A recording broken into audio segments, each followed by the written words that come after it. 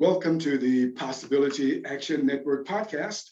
I'm your host, Stephen Middleton, aka Possibility Man. We are committed to bringing you guests who strive to better people's lives and serve as a force for good in the world. Our guest today is Dr. Mark DeBrincat, aka the Good News Doctor. He's a chiropractor and natural health practitioner using functional and holistic methods to help patients achieve optimal health and well-being. Dr. DeBrincat, welcome to the show today. Hey, thank you, Stephen. So happy to be here. And I am all about possibility. So I definitely resonate with your whole podcast and your mission and what you're doing to share. So thank you for having me. That's awesome. I tell you what, I'm jazzed. I got to kind of try to contain my excitement. But first, I just want to make one program note to our listeners and also those who view us in video. Check out our sponsor, and you'll find their information below the description wherever you find this podcast. Subscribe to our channel on YouTube, follow us on Facebook, share us, and spread the word. Dr. DeBrincat, so you are a chiropractic doctor. At what point in your career, your college career, did you say, I want to pursue this brand of medicine and healthcare? So my background was heavily into martial arts, and I was going to pursue law enforcement, special agencies, and all of that. And I really had a knack for grappling and understanding Kyusho Jitsu. It's understanding the opposite of your acupuncture points or Kyusho points, and they can basically shut a body down and take it apart. And so I learned those methods first. And then my sensei would always say, oh, hurting people's easy. You want a real task, learn how to heal people. And so he was an acupuncturist and amazing at helping people reconnect their nervous system. And so I was always fascinated with that. And being very athletic and into many sports, I found chiropractor at a very young age. And so many chiropractors kept me going and got me back into the game very quickly. And so I had an amazing appreciation from the time about 7 years old on. Wow. And so one day when I was at Michigan State University, my chiropractor was saying, hey, why would you want to spend your career looking over your shoulder for all the bad guys you took out that now want vengeance on you and your family, when you can use those same skill sets, but put the body back together and people will jump off the table, give you a hug, say they love you, and pay you cash. And I couldn't sleep all night. I was like perplexed by this notion of, well, I do want a family. I don't want to put them in harm's way. All my chiropractors always told me that I'd make a great chiropractor because of all the martial art background. So when I called my parents and said I was thinking of switching careers, they were immediately like, let's go Friday. Let's go down to Georgia and check out this school and see what it's all about. And then I was sold out. Everybody was so friendly and it was an amazing profession. I also, was always fascinated in the brain. So I was thinking if I was going to be a doctor, I'd probably be a brain doctor of some sort. And then when I realized that brain surgeons don't really have a relationship with their patients, they see them maybe once or twice and, they're doing their thing. I'm much more of a people person. So chiropractic just seemed to be so much, more passionate and a better ability to be able to just lay hands on somebody and truly change their life, so. Well, it's clear that you love what you do. I mean, it shows in everything that I found about you. So this phrase, good news doctor, where did that come from? And, why do you use it? That's a great question. So, I've always had a knack of going through my own personal struggles with lots of different injuries, a few of them that left me disabled. I had to get back to the root of the injuries, because traditional medicine is just trying to mask the symptoms that we're in, but not necessarily focused on giving my body the ability to recover and fully heal from different conditions. So people that have known me and then saw me go through my disability and come back, you know, it's just like, whatever you say, please just tell me what you did. Obviously it worked because you defeated all odds. And so, but even before that, I kind of got the nickname of the good news doctor because all the patient's previous doctors were just telling them all the bad things and all the things that are wrong with them. And I'm saying, well, you got a foundational issue, and we can just correct this structure will change. And then, you know, this condition that's been plaguing you for a decade, it'll all go away. And so we always began with the end in mind Yeah. and paint the picture of what we're going to do and how we're going to prove to get you there. And they're like, man, you're the only doctor that ever gives me good news. And so after the disability, everybody's like, you know what? You're totally the good news doctor.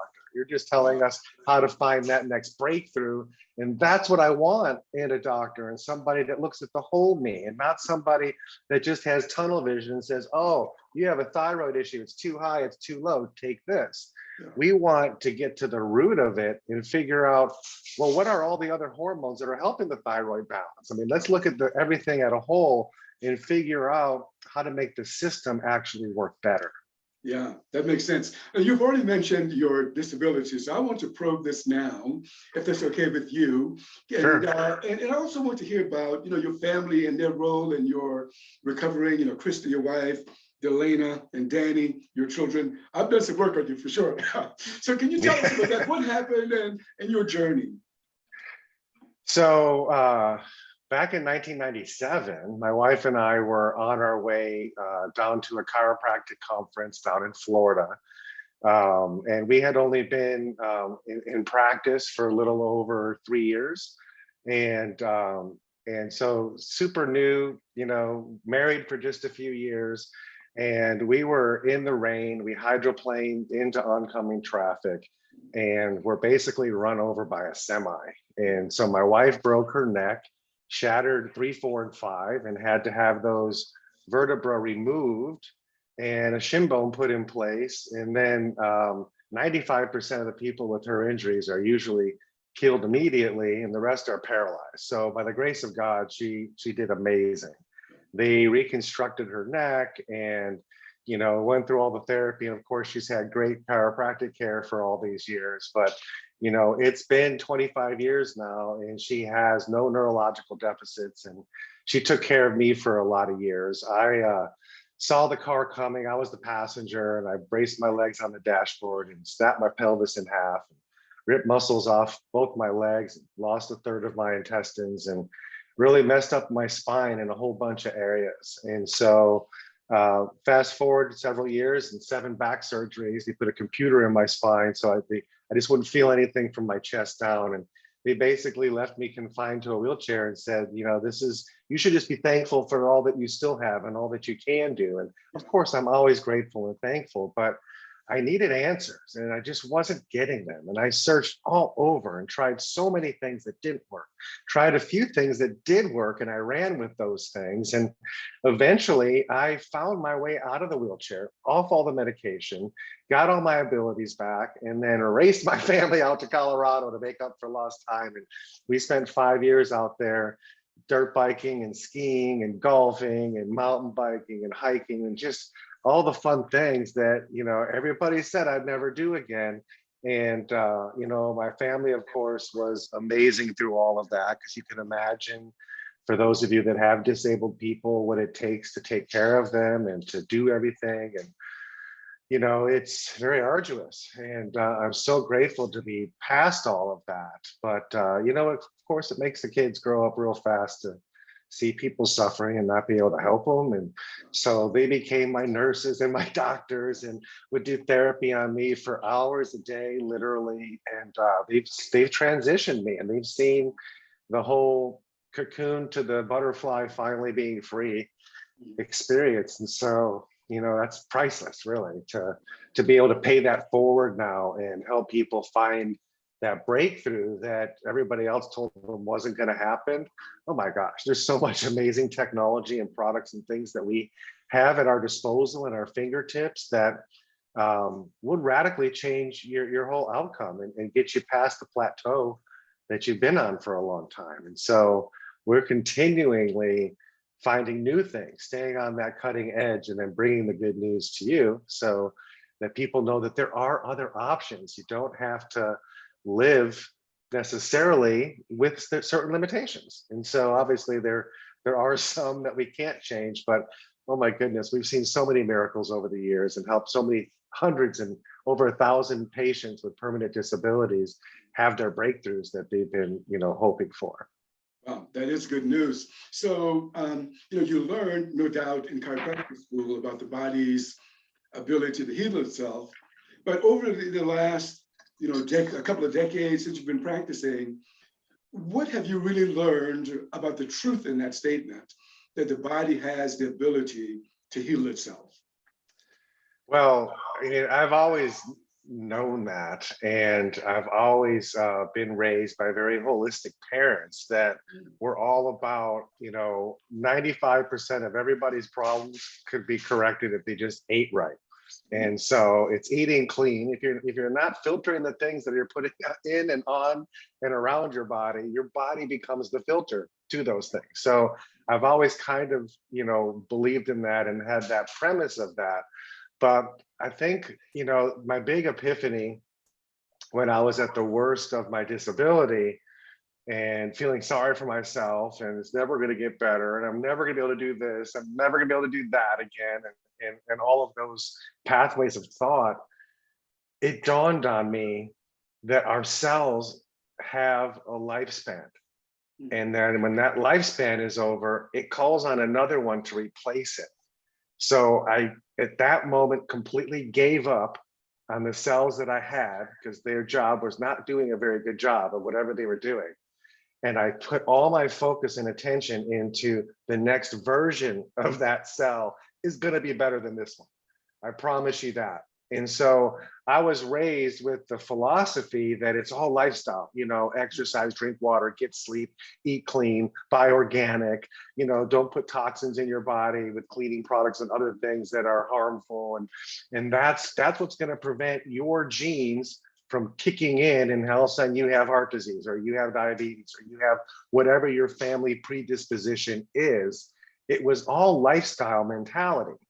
Well, they spent billions of dollars on researching this. And back in 2008, there was a big epiphany. And that's kind of what in the epigenetics lectures and stuff that I had to do to keep my license, this aha moment was that there's another piece of the equation that I was missing that nobody told me about.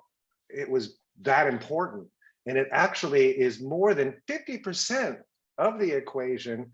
And then all those lifestyle things was the other 50% on how you're going to impact that next cell. What do you think that was? You asking me? Yeah, I'm asking you. What do you think that one thing was? I've been looking at research going on at the Mayo Clinic and the Medical University of South Carolina, Wake Forest Medical Hospital, and they're all peeking into cell signaling. Now, I'm not sure if that's what you are getting at, but so I could talk about cell signaling all day long. We could talk about that on another podcast. What I'm getting at is your attitude. Your attitude plays more than 50% of the equation on how your DNA is going to replicate its next version of that cell. Ooh, that's new for me. I didn't know that. if you can imagine every one of your 100 trillion cells, whatever type of cell it is, it doesn't matter, other than brain and spinal cord. We'll talk about that in a separate chapter. Okay. Every cell in your body that can replace itself, that has a lifespan, it has antennas on the outside. So it's like it's looking out the window and it's taking a weather report. And if it sees beautiful blue skies here in Southern Florida, we're good. Go ahead and make me the best version of that cell. There's no stress outside. We're fine. But if it looks outside and it sees a hurricane coming through, it's like, oh my goodness, I need warriors to fight for me. Activate, activate, activate. It's turning on all these expressive genes to go fight a battle that's right outside that cell. So it's not literally the weather outside my house, but it's the weather outside your cell. And if you're stressed out, and negative thinking, you're producing cortisol and all these other stress chemicals, and your cells are getting a poor weather report. There's a storm coming, prepare. So it's going to make a different version of that cell than you're wanting. Now, that is a huge thing, because I've always been a certified optimist. Like, you know, it's like I will look at the glass not half full or half empty, but it's completely full, half water, half air. And so there's always another way of looking at the situation. And so your eyeballs replace themselves every 2 days.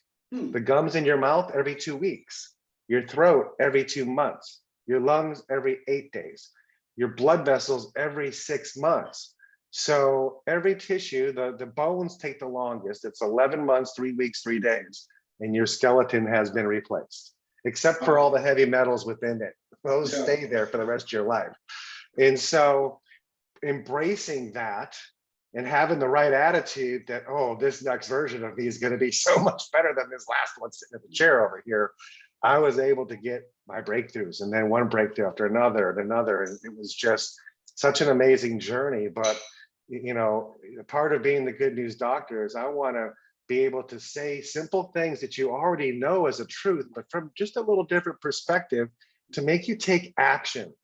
Once you see there's a possibility, and the possibility could be positive versus negative, oh man, those possibilities, 1 ounce of possibility will give me 10 gallons of perspiration.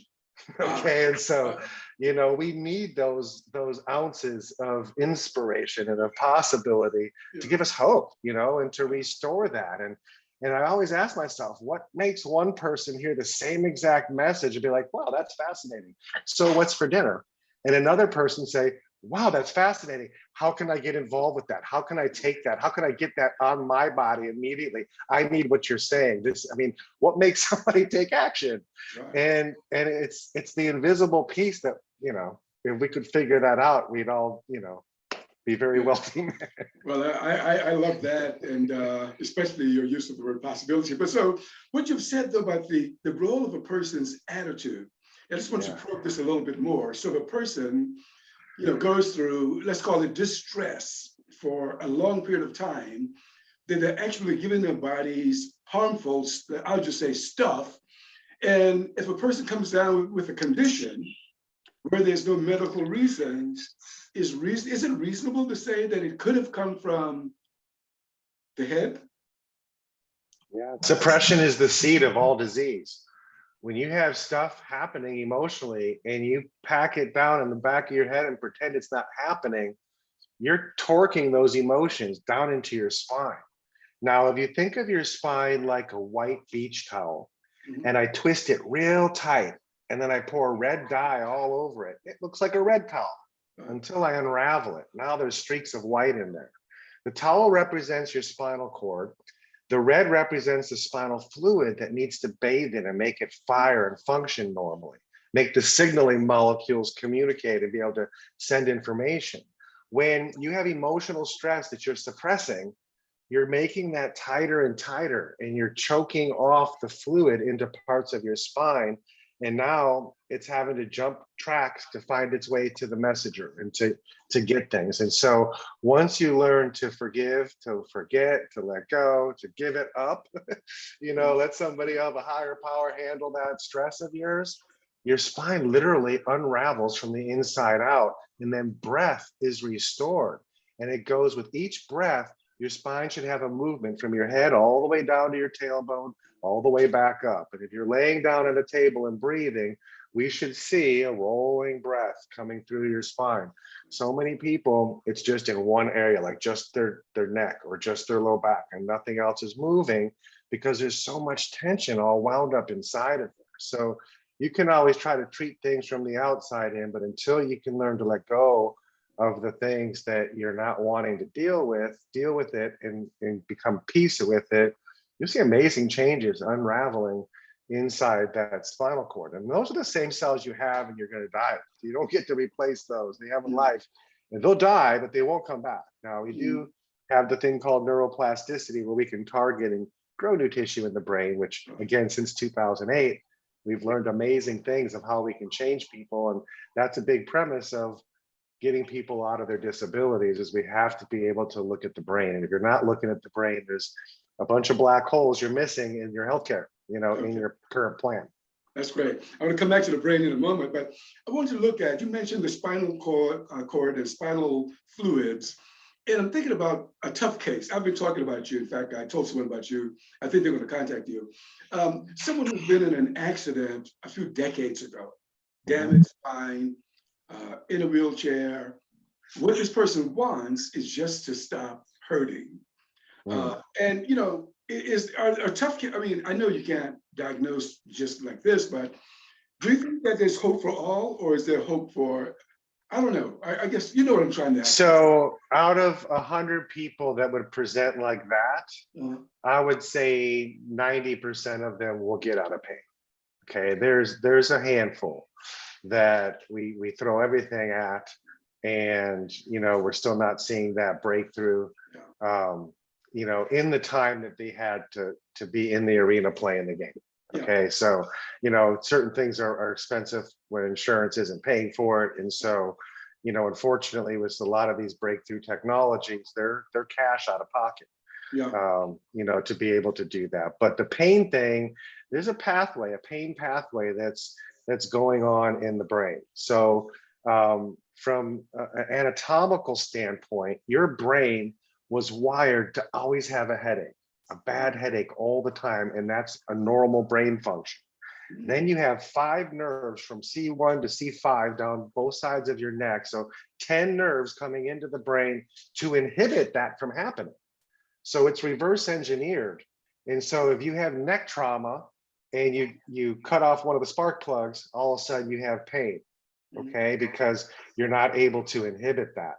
So you could do surgery and fix the neck problem, but the person's still in pain because we were wired for success, but then programmed for failure through the trauma. And then we have to reprogram the way your pathways are firing to get it back to normal. So there's a process in doing that, but it's not a medication that does it. And so a lot of these people in the circumstances like that are putting all their faith into their neurologist and their spinal surgeon, or their, the surgeon that's been managing them through all of this. And if they're not open-minded to do things outside the box, then that person will stay in that wheelchair, stay with those limitations for life, and they'll just keep getting a little bit worse. And, it just is what it is. It's called a scope of practice. So I had to learn to go outside the box, gave up because I couldn't find the answers, went inside the box, did a bunch of surgeries. A lot of them didn't work. A lot of them created more problems, but a couple of them did help and were very beneficial. So it's a time and a place. You have to look at risk versus benefit. Anytime they cut on you, that's a one-way function. You can't uncut. So, they're gonna create some things just by going in, and you're hoping that they're gonna get to the right layer of where the pain is. But for somebody that lost a limb and still has the foot pain, okay, that's phantom pain. Again, it's the pathway in the brain that you're stuck in a certain protocol, in a certain pathway. And those are things that, honestly, those are easier to bring back online and to help regulate and heal than somebody that lost a lot of nerve tissue, because nerve tissues only grow like a centimeter a month. And so it can take a long time to get motor abilities back, more so than changing sensation. Like sensation is all the information coming to the brain, and then motor is what leaves the brain to go move everything and do everything.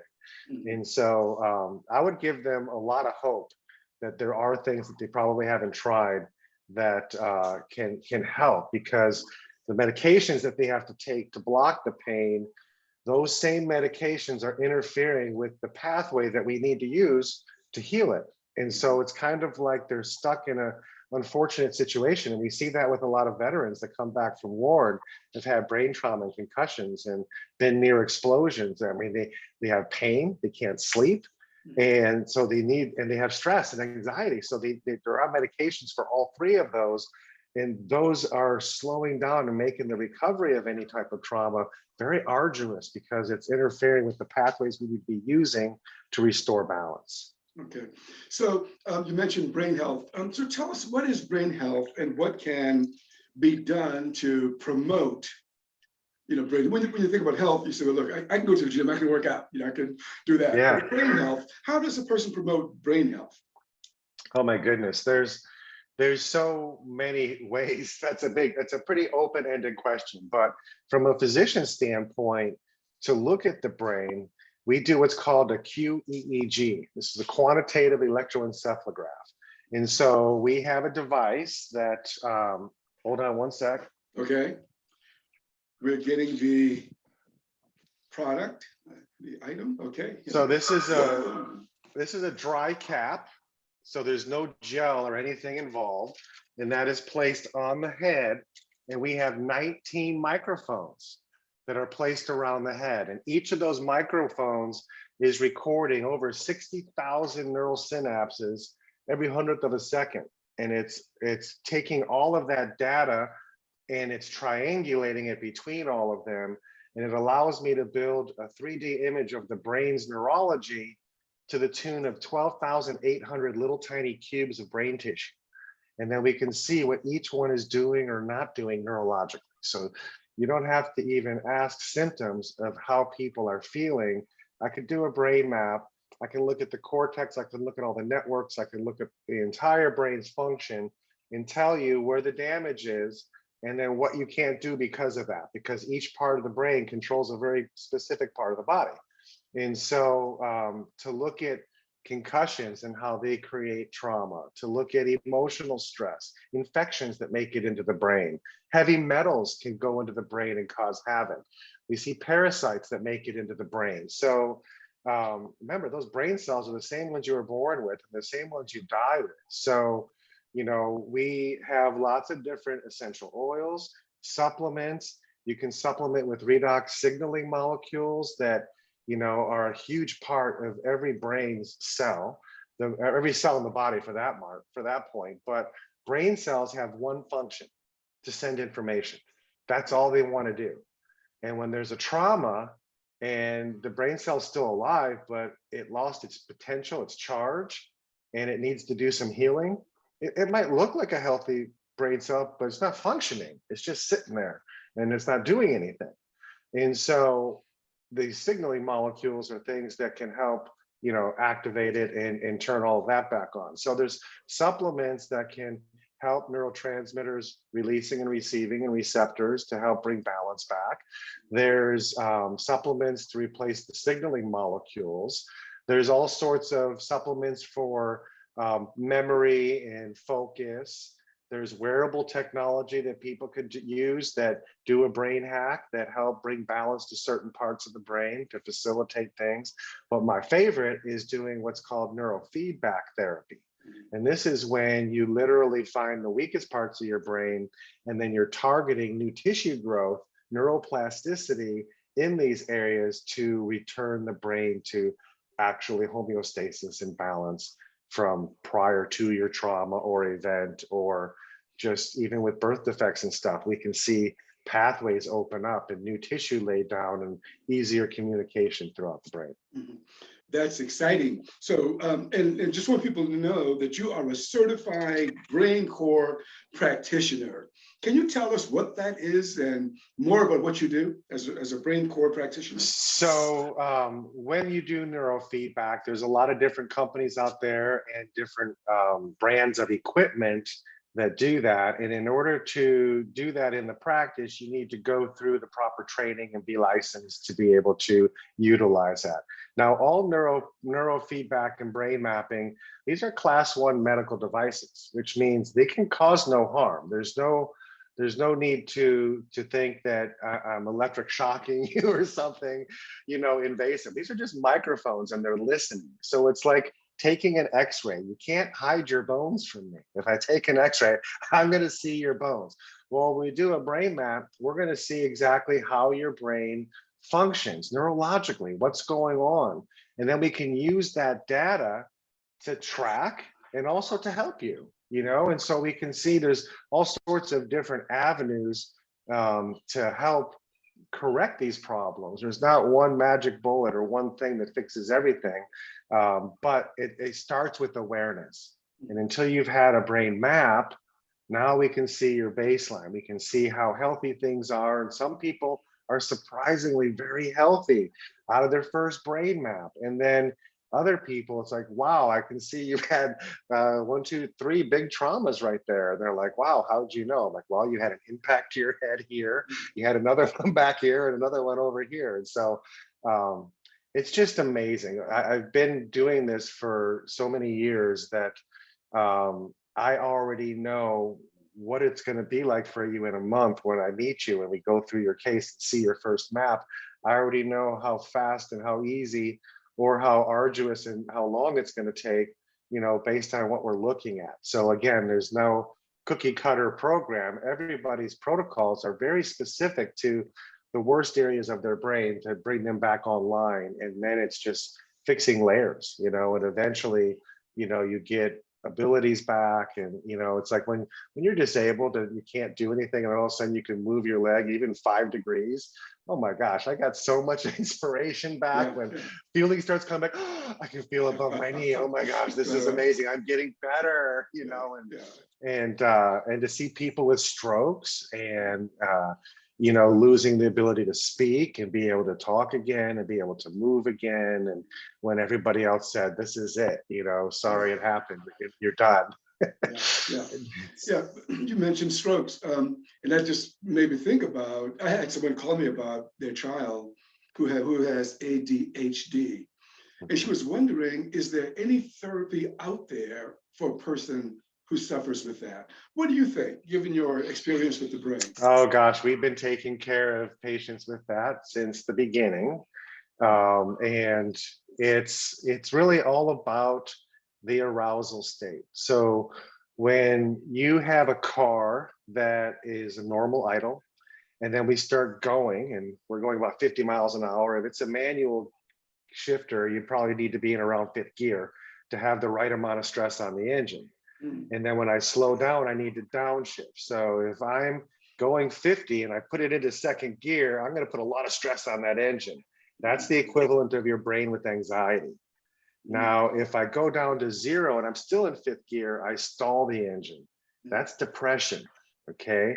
And so ADHD, surprisingly, is the stalled engine. It's not a hyper kid. It's a slower arousal in the brain. And so what they need is stimulation. So they're acting out and doing things and running around because they're trying to get the car going so it feels right. And so they can take medication like Adderall and Ritalin, and that speed. So it's speeding up their vehicle to get them into this normal range. So they might feel different, but under the hood, the car is still stalled. So the medication changes the way they feel, but it's not fixing the arousal state. So we need to calm down delta and theta waves. These are the foundation that the brain is on. And those are just lit up, okay, like 4 times over normal deviations for these kids. And so an average person would be having a conversation like I'm having with you, but I'm aware of about 7 things going on around me. When you have ADHD, they're aware of 20 things going on around them. So nothing slips by. I mean, they're giving everything equal weight. So it's hard to stay focused on one thing because everything else is so interesting. And I get bored looking at one thing because I can think of 20. So the important thing to know is that we're not trying to take away their ability to be hypervigilant and be able to process things that fast. We want to be able to just turn it off when we want to and turn it on when we want to. And that's what neurofeedback and brain training can help.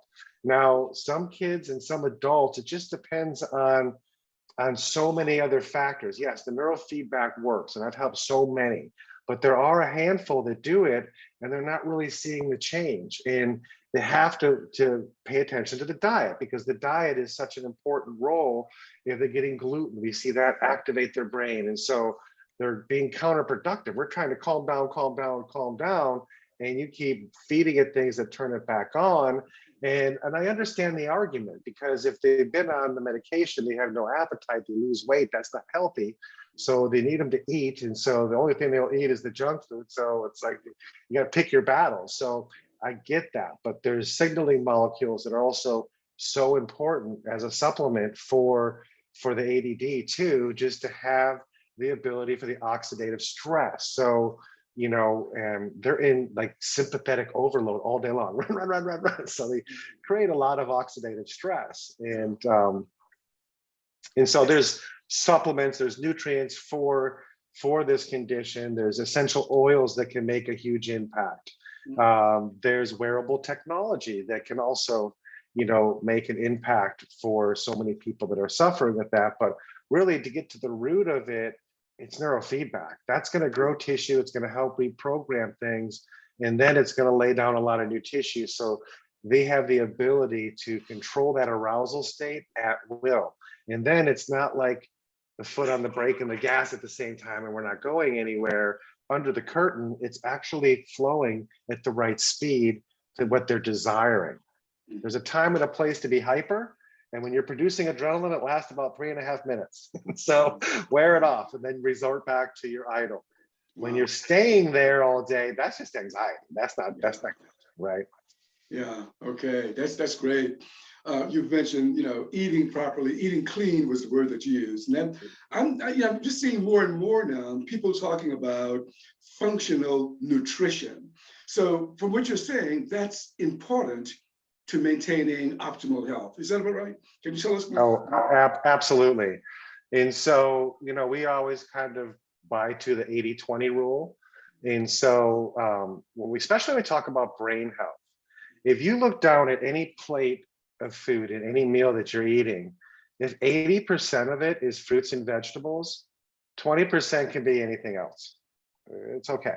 Okay. Wow. And so there's so many different diets. Oh, you need to be keto, you need to be paleo, you need to be vegetarian, you need to be vegan. I mean, so I've been through so many diets and I've worked with so many patients. And at the end of the day, if you're eating more plant-based than anything else, your body gets all the antioxidants that it needs to make its own antioxidants. And you know how an antioxidant works. It goes into an area, like let's say I walked into a room and I'm an antioxidant and I see a toxin or a free radical there, something's not supposed to be here. I grab it around the throat with one hand. My other hand grabs a redox signaling molecule and then neutralize it. And then I let it go because it's just waste. It's harmless now. And so you need antioxidants to fight that oxidative stress. Otherwise, you're tearing up your cells and degenerating your body and creating all sorts of havoc. So you also need the signaling molecules so they can do their work, because it's a signaling molecule has a positive or a negative charge. So it brings it back to homeostasis. It can give or take an electron. So it's the thing that we make trillions of these things every second, but we're using them within 1/100th of a second from the time we make it. And so it's important that we have enough of that. And now we can supplement with that, which makes it so amazing to see things truly start healing from the inside out. Yeah. We're harmed from the outside in. Everything that hurts us comes from outside. It affects our energetic field, changes our chemistry, and then changes our physiology. But we're healing from the inside out. Molecules turn into cells, turn into tissues, turn into organs, systems, and an organism. It's the beautiful thing, and we're so wonderfully and fearfully made. And so it's up to us to put the right things in so we can get the molecules out of them, right? That's awesome. Yeah, I'll tell you what, the 80-20 rule, I remember that one. I love that. That's simple to remember. So look, I know that you worked with, I hope I have this right, Olympic athletes in the late 1990s, and then you're practicing in the 21st century, in this year. I mean, how have things changed for you in your practice and what you're doing? Yeah. I think even back then, I always began with the end in mind. I would take a full spine x-ray. I'd see your posture's off. You're bearing all the weight in one area. And we'd be like, okay, this is why you're having issues here. We're going to shift your weight. We do corrective care. So we're bringing you back to homeostasis. And I got certified as a diplomat in extremity work, right after I went to college. I went through all those courses. And so I specialized with athletes and sports, and I did that through my entire career. And so I have a passion for structural, it's like so many people have feet problems and nobody addresses the foot. Even a podiatrist, he's only going to look at cutting something out, fusing something together, injecting something into it. It's not his scope of practice to manipulate the bones to restore function of the foot.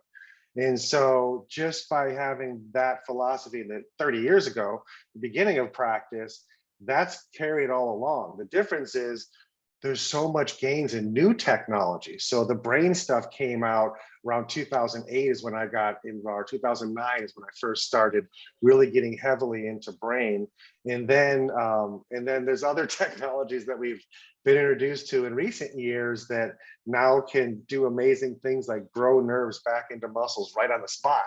And we're seeing amazing changes with old atrophied muscles. And you can see a lot of the pro athletes on my podcast that I do and their experience with that technology. But it's really a whole picture of things.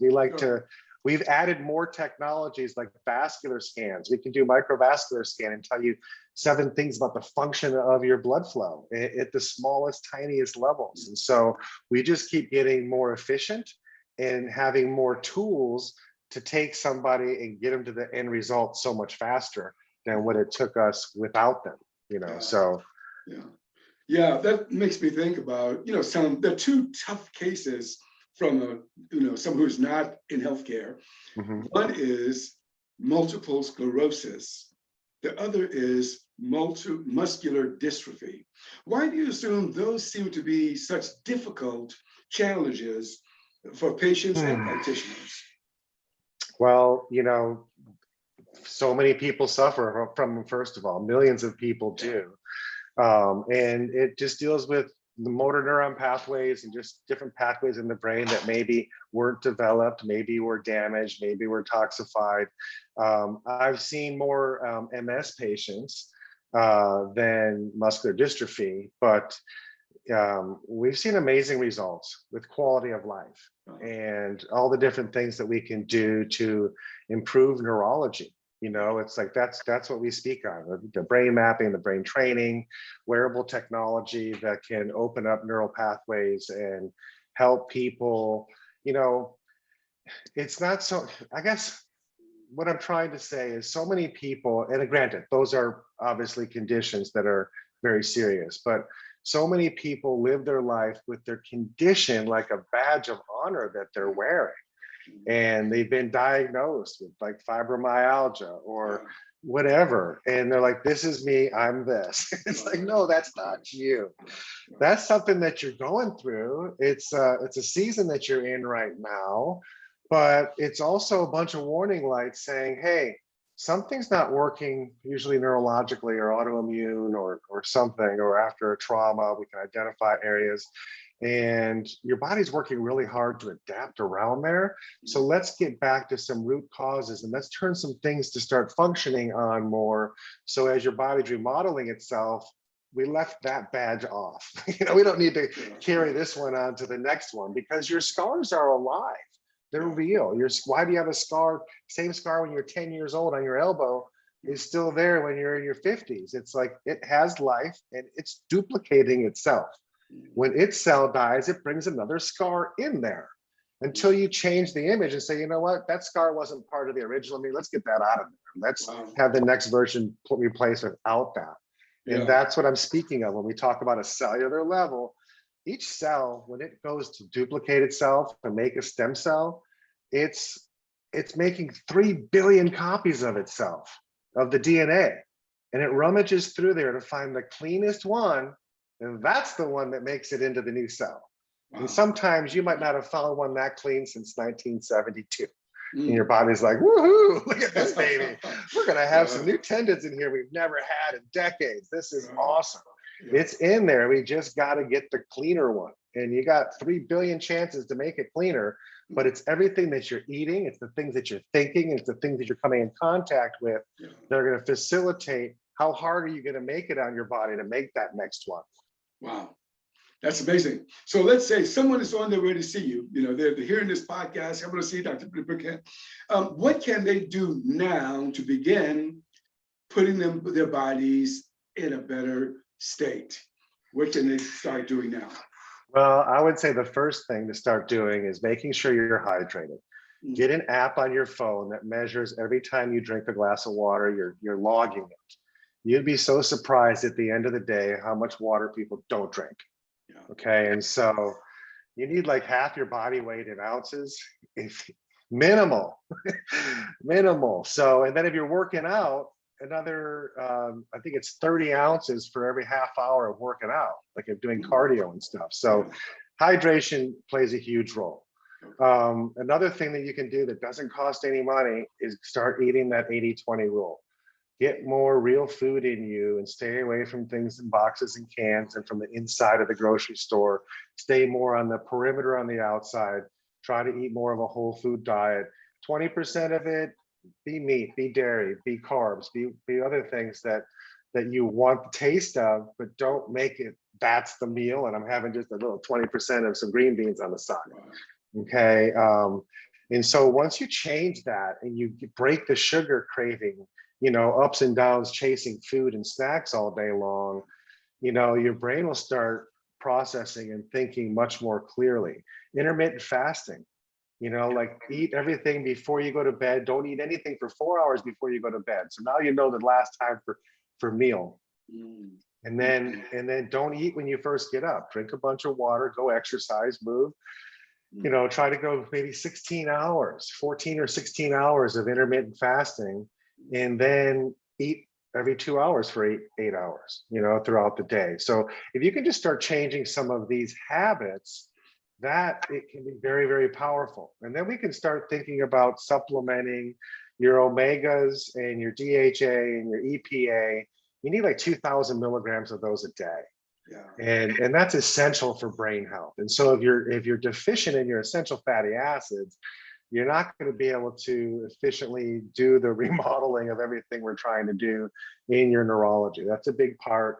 And then also the redox signaling molecules. That's a supplement that everybody should be on, because we're losing the ability to make that every decade we're alive, and we just need to get more of that fundamental healing down at that cellular level. All right, well, there you have it, folks. We know that there's some things we can start doing immediately. Dr. DeBrincat, it was certainly a pleasure talking with you today. I enjoyed this conversation immensely. Yeah, me too. Thank you, Stephen. Okay.